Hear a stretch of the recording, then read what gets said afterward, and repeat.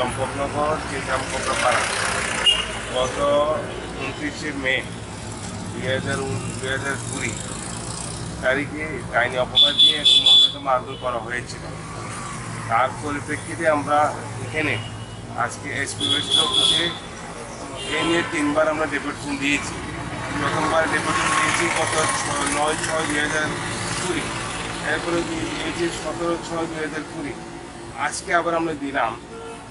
আসামি যখন আমরা প্রথম 2বার দিয়েছিলাম তখন বলেছিল আসামি অ্যারেস্ট হয়েছে, বেল্টও নিয়েছে। 6 জন আসামি অ্যারেস্ট হয়েছে বলেছিল, যা যা কেসে উল্লেখ ছিল। কিন্তু দেখা গেল আজকে আমরা কাগজ পাওয়ার পর দেখলাম আসামি কোনো বেল্টও হয়নি, অ্যারেস্টও হয়নি, আসামি তো ফ্রিলি চলছে। এইভাবে ডাইনি অপবাদ দিয়ে আমরা ট্রাইবাল সমাজের মধ্যে অনেক বাড়ি ঘরের মা বোনদেরকে নির্যাতিত অত্যাচারিত করা হচ্ছে। এইভাবে যদি তাদের কোনো শাস্তি যদি না হয় তাহলে সামনের দিন আরও বাড়বে। এই ডাইনি একটা ইস্যু নিয়ে সামনে আরও বাড়বে। আমাদের কষ্টই নয়, একজন মহিলাকে বাড়িতে ঢুকে রাত্রে 7:30টায় ডাইনি অপবাদ দিয়ে মারধর করা হলো, অ্যাটেম্প টু মার্ডার করা হলো, তার কোনো শাস্তি হলো না, তার কোনো অ্যারেস্ট হলো না।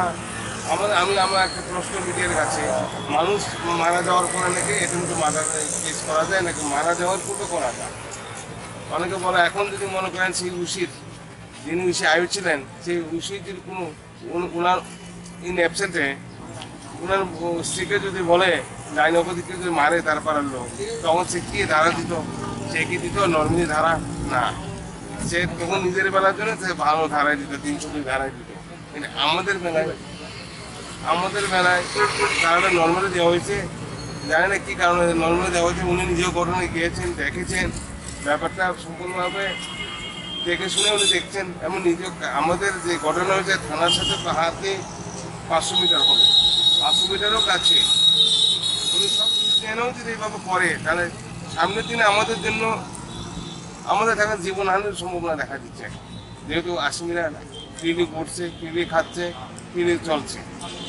ওরা বলছে অ্যারেস্ট হয়েছে, আমরা জানতে পারি অ্যারেস্ট হয়নি।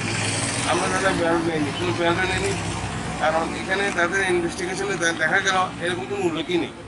সুতরাং আমাদের যা কেসের অ্যাপ্লিকেশন দিয়েছি ওই কেসের পয়েন্টে যদি দেওয়া আছে তাদেরকে তদন্ত করে পাঠিয়ে দিয়েছে কোর্টের মধ্যে। ওনার ছেলেও আছে, যিনি মা ডাইনি অপবাদে, তার ছেলেও আমাদের উপস্থিত আছে। উনি এখন বাড়িঘর সারে থাকতেন, আগরতে আছেন, চাকরি করেন এখানে, কিন্তু ওনার যাওয়ার কোনো সুযোগ সুবিধা নেই। কখন কী হয় জানি না, তার জন্য উনি এখন ওনারও চলার প্রতি খুব সংশয় দেখা দিয়েছে।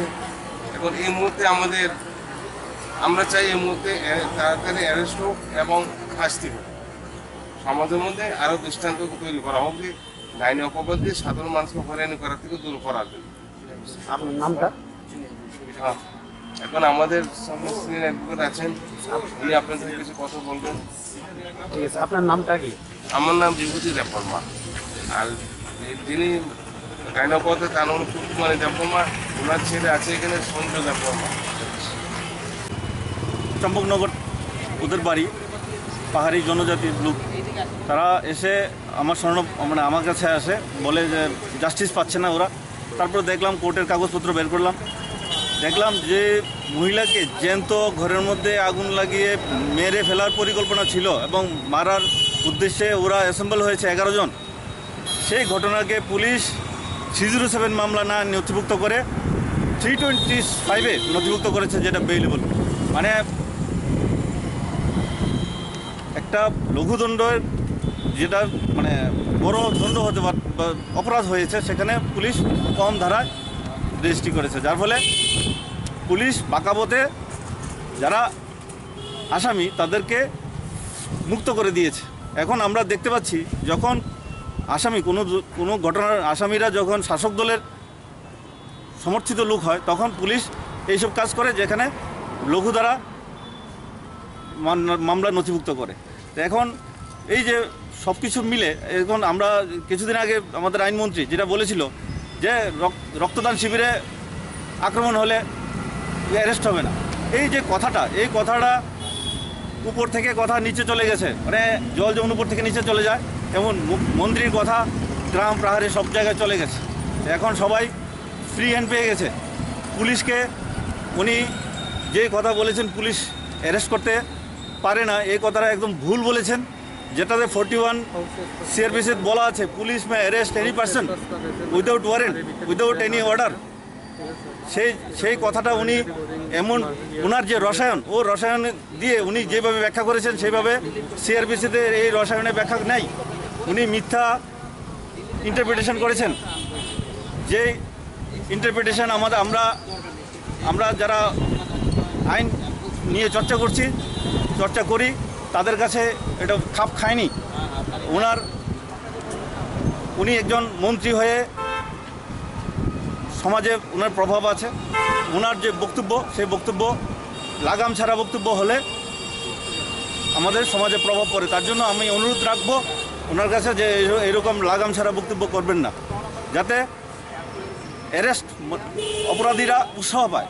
এই ঘটনার পরে অপরাধীরা উৎসাহ পেয়েছে, বিভিন্ন জায়গায় দেখতে পাচ্ছি।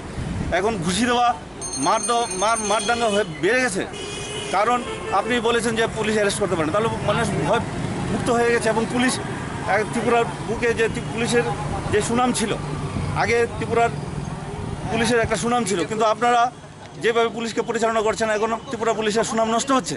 আপনারা এসব বিরত থাকুন। এসব আমাদের ত্রিপুরার গর্ব, ত্রিপুরার পুলিশ, সেই বিষয়টা বজায় রাখুন এবং পুলিশকে মুক্ত ফ্রি হ্যান্ড কাজ করতে দেন, তাহলে আসামিরা উপযুক্ত শাস্তি পাবে। দেখুন আজকে যে ঘটনা নিয়ে আমরা এসপি অফিসে শরণাপন্ন হলাম, অপরাধ করেছে অ্যাটেম্প টু মার্ডার, আর পুলিশ নিয়েছে 325 মামলা।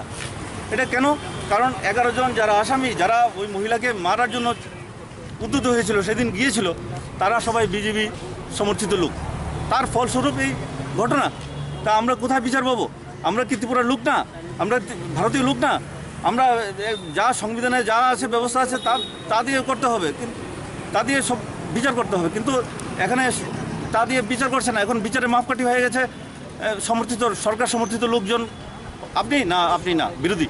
আপনি বিরোধী হলে একরকম, সরকার সমর্থিত লোক হলে একরকম। এই মাপকাঠি দিয়ে বিচার ব্যবস্থা চলবে না, মুখ থুরবে পড়বে। আপনারাই এর সমস্যা পড়বেন। আপনাদের বলছি যে আপনারা ঠিক করুন এই ব্যবস্থাটা। আমরা যারা নিরপেক্ষভাবে আছি, যারা জনগণ, সবাই যাতে বিচার পাই, উপযুক্ত বিচার পাই, বিচার ব্যবস্থাটা ত্বরান্বিত করুন।